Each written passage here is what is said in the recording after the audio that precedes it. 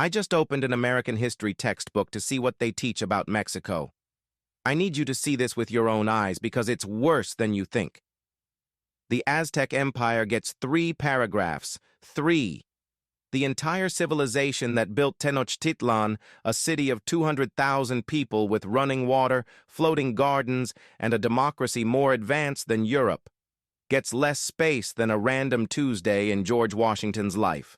They show one picture, the Aztec sacrifice stone. That's it. No pyramids, no astronomy, no mathematics, just blood. They reduced 3,000 years of Mesoamerican civilization to they were violent savages who did human sacrifice until the Spanish civilized them. The Mexican-American War? 2 pages. America invaded Mexico, took California, Texas, Arizona, New Mexico, Utah, Nevada, and parts of Colorado and Wyoming. That's 55% of Mexico's territory, and your textbook calls it manifest destiny, and moves on. They don't mention that Mexican soldiers were defending their own country. They don't mention the Niños Héroes. They definitely don't mention that this was one of the most controversial wars in American history and that Abraham Lincoln called it unconstitutional conquest.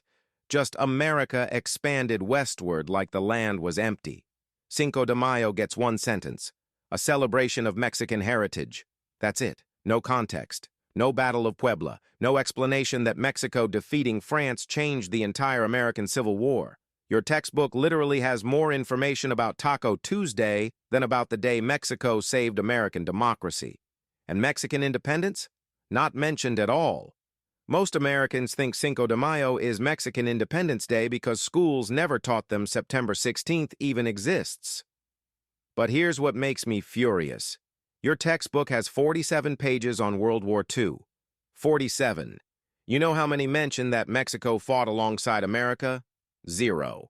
250,000 Mexican soldiers fought in WWRC.